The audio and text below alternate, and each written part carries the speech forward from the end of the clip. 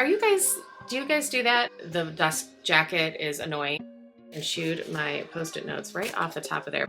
I don't know. I don't know what I'm trying to say. I'm just kind of verbally vomiting. Hey everybody, welcome to the Pine Cottage. My name is Nicole, and today I'm going to talk about all the books that I read during the month of February.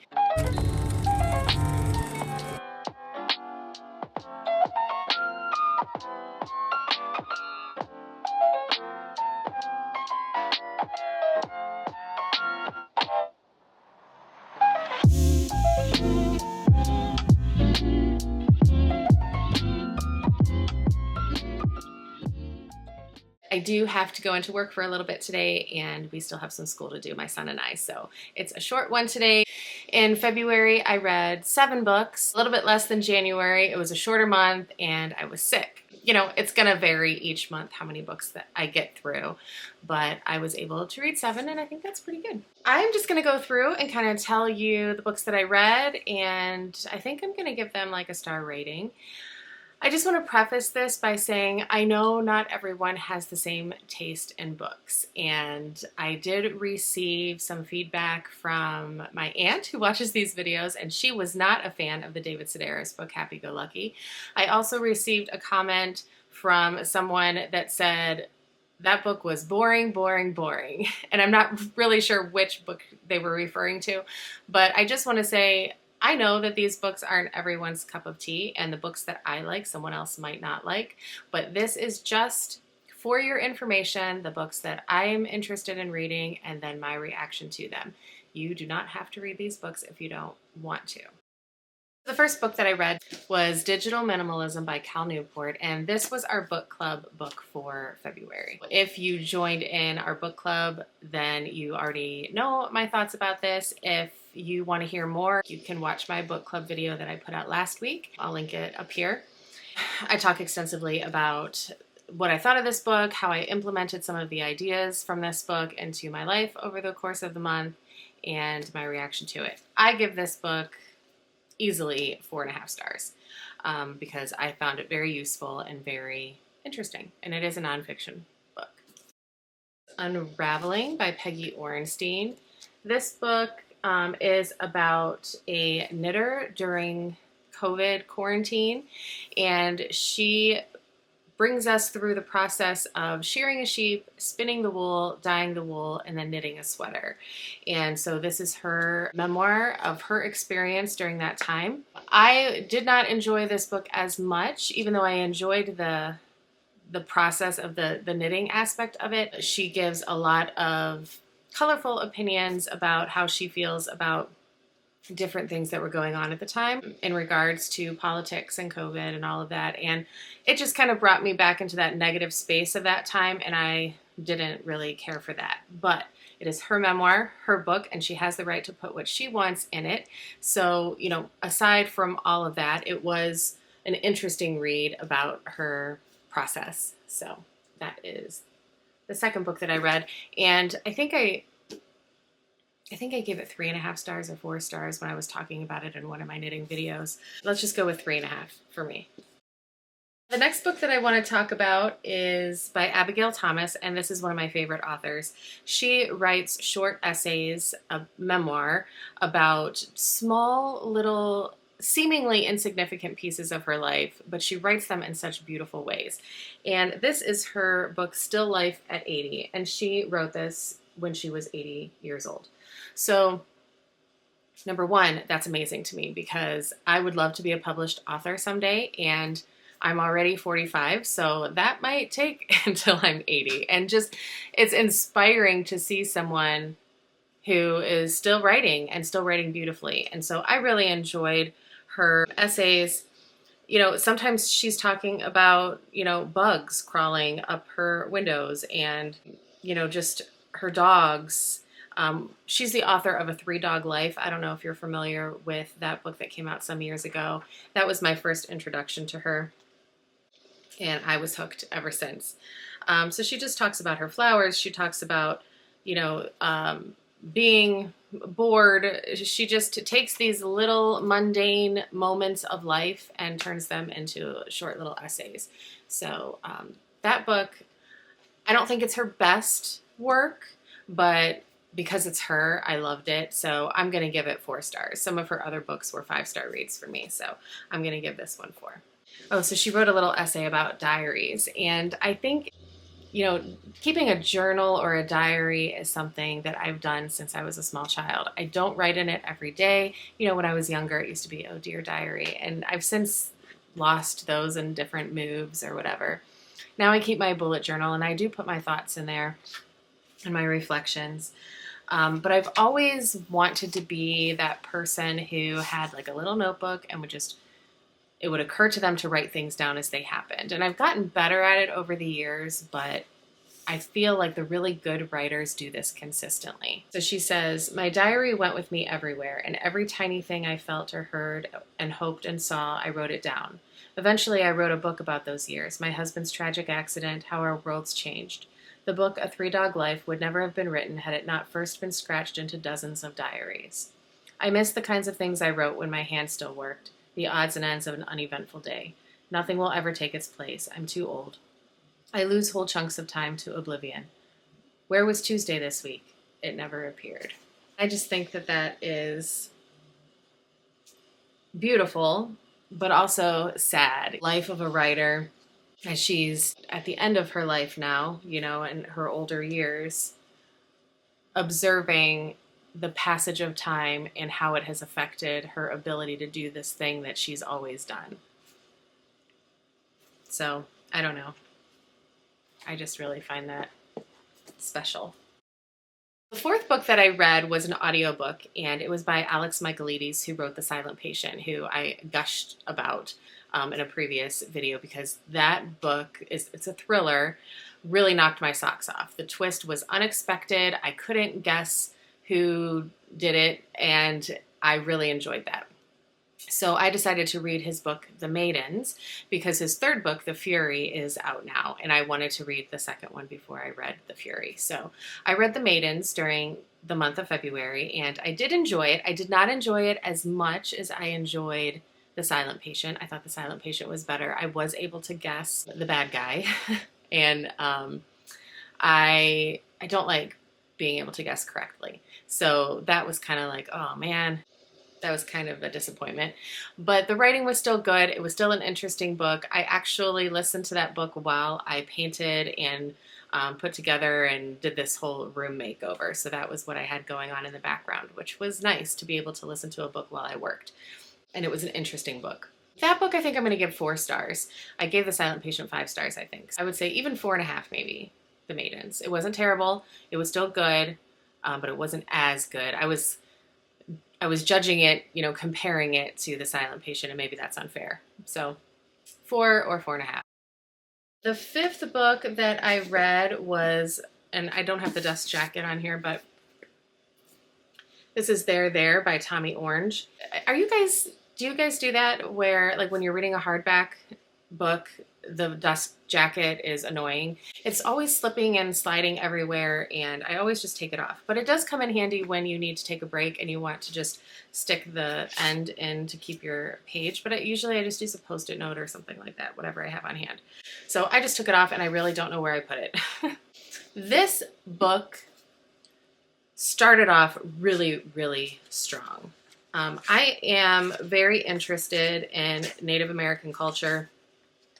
My maternal grandmother was a direct descendant from Cherokee, and her grandmother was full-blooded Cherokee. And so I'm just very interested in the whole culture. It's complicated, and I just am learning more about it in the past couple years. It's not something that you learn about truthfully and wholly in the public school system. Reading this book was giving me a little bit of insight into that, and I just think that his writing was beautiful in the beginning. And then as the stories move on, like the prologue was amazing. And then when he was getting into the individual characters' stories, I believe there's 12 characters that come together at this event at the end. The prologue was written so beautifully. And while the character development, I feel like, was done well, I wanted to see more of that writing, that beautiful writing from the prologue, and it kind of dissipated towards the end of the book. Not enough that I wouldn't read one of his books again, because I did order his next book that I plan to read this month, titled Wandering Stars. So it was good. It was very good. But I was hooked from that prologue, and I would see glimpses of that writing here and there throughout the rest of the book, but it wasn't as strong, I felt like, towards the end. Just a very honest portrayal of what life might look like for Native Americans in our country today. Just wanted to read a little section of the prologue because I just think that his words are so powerful here. He says, "When they first came for us with their bullets, we didn't stop moving, even though the bullets moved twice as fast as the sound of our screams. And even when their heat and speed broke our skin, shattered our bones, skulls, pierced our hearts, we kept on. Even when we saw the bullets send our bodies flailing through the air like flags, like the many flags and buildings that went up in place of everything we knew this land to be before. The bullets were premonitions, ghosts from dreams of a hard, fast future. The bullets moved on after moving through us, because the promise of what was to come, the speed and the killing, the hard, fast lines of borders and buildings. They took everything and ground it down to dust as fine as gunpowder. They fired their guns into the air in victory, and the strays flew out into the nothingness of histories written wrong and meant to be forgotten. Stray bullets and consequences are landing on our unsuspecting bodies, even now." That is intense. And I feel like this is so accurate. It's so honest. And I feel like it's true for many people in this country. My experience is that there are a few people of power who hold the money, and the money is what makes the rules. Sometimes I wonder, is it really about race, or is it really about money? Which leads me to another interesting set of books that I want to read. I'll talk about in a little bit, but I just think that's really powerful, and it just gets you thinking about not only how we treat others, but how we think about other people, other groups of people, and interestingly enough, how we treat the people that surround us on a daily basis based on a lot of things: the color of their skin, how much money they make, how much education they have. Do we treat people less than according to whatever standards we hold higher than others? So just gets you asking a lot of questions. I thought it was a very good book. I give this book 4 stars. The 6th book that I read is by Eleanor Roosevelt, You Learn by Living. And this is a nonfiction memoir book, and you can see that I have like pages marked. And my dog really loves to chew on paper, and chewed my Post-it notes right off the top of there. But thank goodness he did not chew my book. I have so many things highlighted in this book, underlined, marked. She is just like the queen of one-line inspiration, and I just really enjoyed a lot of what she had to say. I can't say that I really have a whole lot in common with her other than being a mother and a woman. I don't live an extravagant life, holding dinner parties and going to parties and going to dinners and having coffee with this person and that. She leads a very elitist life, so I think that you have to take some of the things in the book with a grain of salt. Her advice in a lot of the book is very honest and can be applied to anyone, and I just found it a very good read. 11 Keys for a More Fulfilling Life. So I think that any book that you read, if you take little nuggets that can be applied to your life and enhance your life and bring positivity to your life, just take those pieces out and you can leave the rest. And that's kind of how I felt with this one. There were some really good pieces that I grabbed a hold of and stuck in my pocket, and the rest of it, okay. She says, for curiosity, interest, and a longing to know more and more types of experience are the qualities that stimulate a desire to know about life and to understand it. They provide the zest that makes it possible to meet any situation as an adventure, which is so true. If you don't hold that curiosity and maintain that curiosity for life, you lose that sense of adventure that's so important in all of us. She says, she's talking about the wisdom then of the elderly woman that she's speaking of. This is rare to find. So many older people, particularly in dealing with the young, feel that they know all the answers. They don't discuss things with you. They tell you. But my aunt kept until her death the elasticity of her mind, though she had so long lost the elasticity of her body. And she goes on to tell how her aunt would engage with younger people all the time, and they enjoyed speaking with her and sitting with her because she engaged them in conversation. One thing life has taught me, if you are interested, you never have to look for new interests. They come to you. They will gravitate as automatically as the needle to the north. When you are genuinely interested in one thing, it will always lead to something else. And I love that because I have this desire to learn new things. And one new thing will lead to another new thing. Crochet led to knitting. Knitting led to garment making. Garment making led to sewing. Baking, one thing always leads to baking to another thing. One book that I read is always leading to another book. And every book that you read teaches you something else, or is a conversation, leads to a conversation about something important and interesting. The last book I want to talk about is one that I decided to read because there is a new book coming out this month called James, and it is from the perspective of Jim, the slave who rides the raft with Huckleberry Finn in the book Huckleberry Finn by Mark Twain. And so I have not read Huckleberry Finn since high school, and I knew that I wanted to read this new book that's coming out. So I decided to go back a little bit further, and in February I read The Adventures of Tom Sawyer again so that I can refresh my memory. And this is by Mark Twain. And it's really funny because, it was a very quick read. It just made me chuckle throughout the book because this little boy, is such a stereotypical little boy, just getting into mischief, having adventures, getting dirty, he's sweet, but he's, what you think of when you think of a mischievous boy. And it just made me think of my son in some ways, but in other ways it made me think of my daughter because she has some of those characteristics.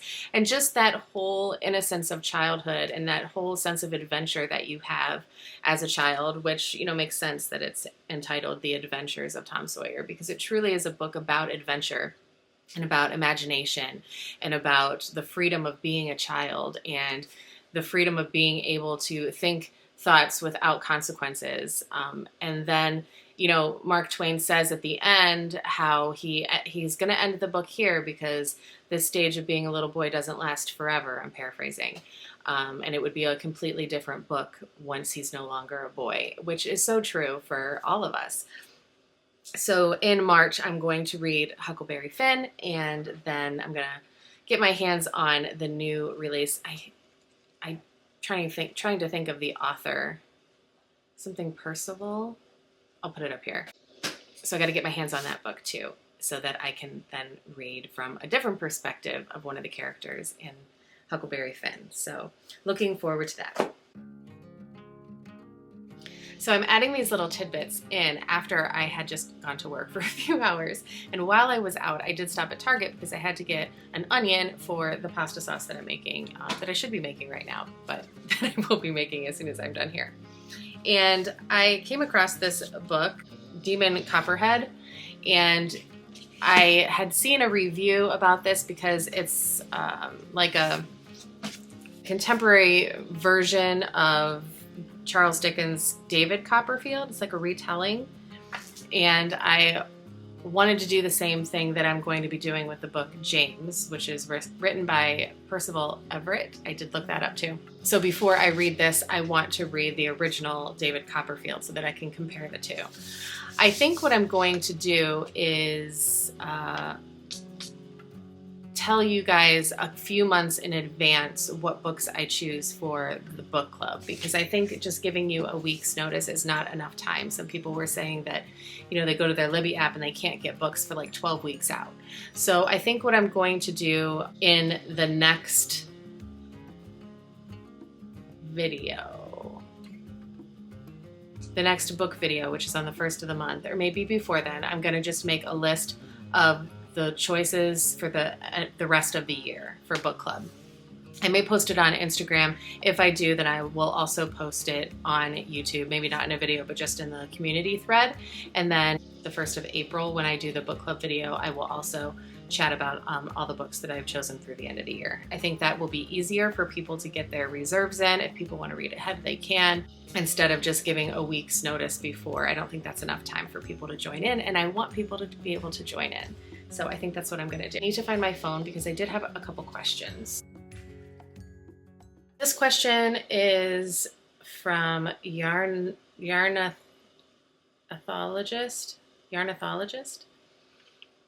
Are you purchasing most of your books? I know you have a library, but with any book club, I never know if I'm going to love the book enough to own it and have too many books. I'm trying to limit my purchases to the ones I expect to refer back to many times. How do you manage that? The March book is available through my library, but I am in the 18th in line and expected wait time is 12 weeks. So that's kind of what we talked about. So I'm hoping that choosing the books through the end of the year will help with that dilemma. But as far as purchasing my books goes, I prefer to own my books because I do like to write in them and to highlight in them. If it's a book that I wasn't so fond of and that I don't plan on reading again, or that I don't want in my collection because I don't feel it's a reflection of me and what I'm interested in, then I will find someone who wants it in my life, or I will donate it. And I know that that seems wasteful and kind of a waste of money.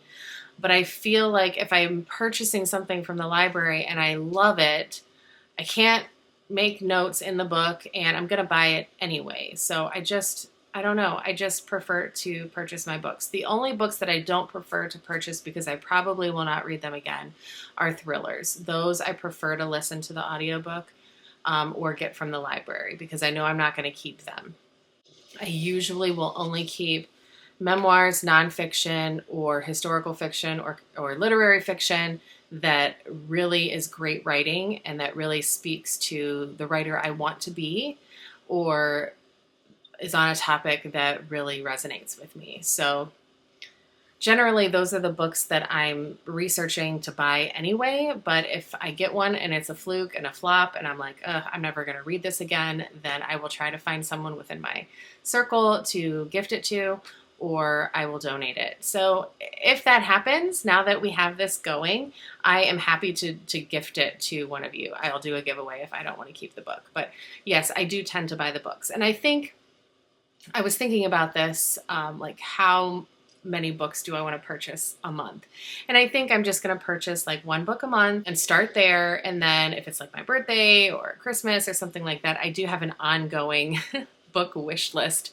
So I, can always choose from there. If someone, like my husband wants a list of things that I would like, then I'll just give him my wish list. So that's kind of how I do it. I know it's not for everybody, but I really struggle with the library. Number one, I like to write in the books. Number two, I'm terrible at returning them on time. And I never do. Actually, I don't remember the last time I've returned a book on time. I have 3 books sitting in my home right now that are 3 months overdue. So I'm really terrible with the library. The Libby app is another thing. It is wonderful. I'm much better with that. So audiobooks or ebooks for my Kindle, absolutely. But I really like holding the physical book. So I don't do a whole lot of ebooks, and the audiobooks, I just stick to thrillers.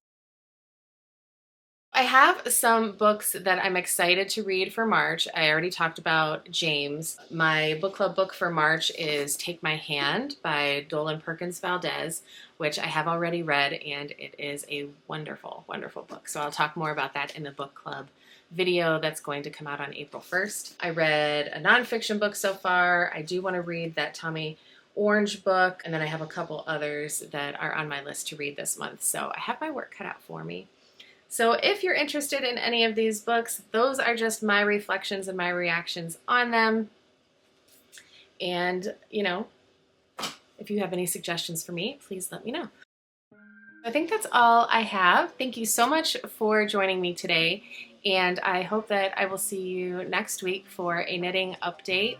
And keep your eyes open for the Pine Cottage Book Club title releases for like the rest of the year. I think I'm gonna go ahead and do that. So I hope you have a great week, and I'll see you in the next one. Bye.